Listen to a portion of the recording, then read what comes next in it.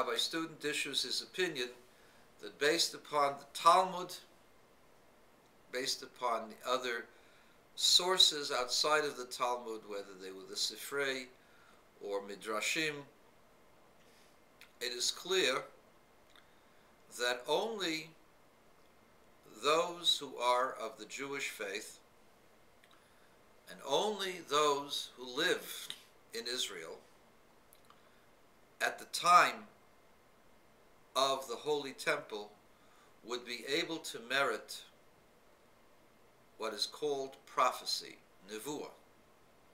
And he brings many proofs for this.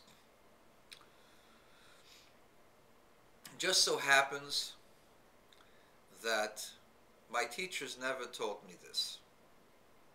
I read it on my own. It's Rashi in the portion called Kisisa. God made a covenant with Moses not to visit his spirit upon any of the Gentiles. V'niflinu, we shall be separated. In Tanad Ve'Eliyahu, which is a portion of the Zohar,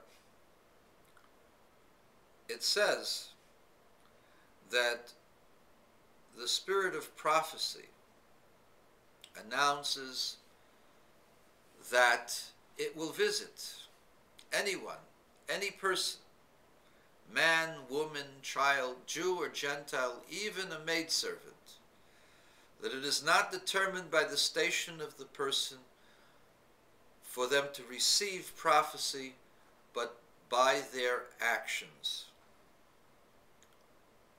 This I heard over 45 years ago.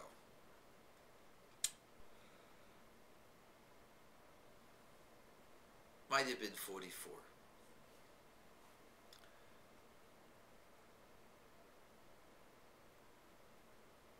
The definitive author concerning prophecy is a man by the name of Rabbi Moses ben Maimon, also known as Rambam, which Rabbi Student quotes extensively, except in this particular article.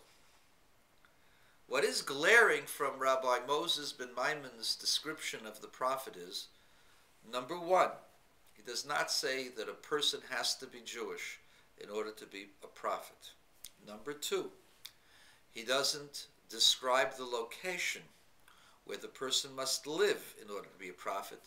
Number three, he need not be at a time, that's a particular era of time, such as when the temple was still existent.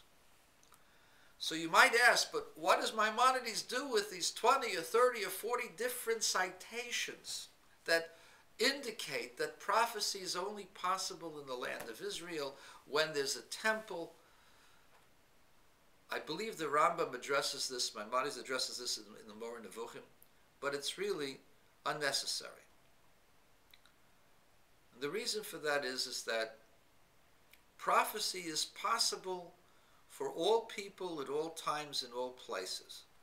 It's just that it's more conducive when people live in a certain area under a certain influence with a certain spiritual environment.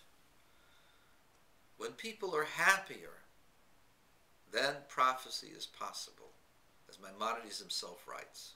And that's what he writes in the Moreh, that they weren't happy. We're not happy outside the land of Israel in our exile. And that's why there's no prophets today, because we're unhappy people. But it's not because it's not possible.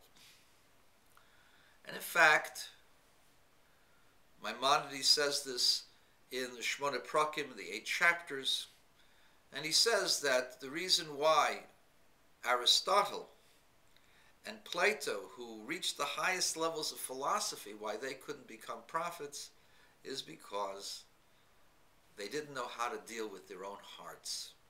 They had the keys, the inner keys of the divine wisdom, the divine treasures, but the heart that was like the palace doors, they didn't have the key to the palace heart. The keys to the palace heart are Torah and commandments.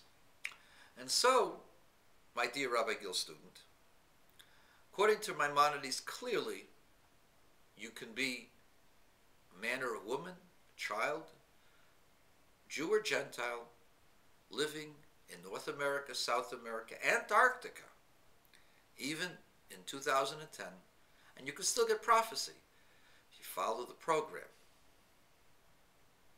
That's one issue I have with you, Rabbi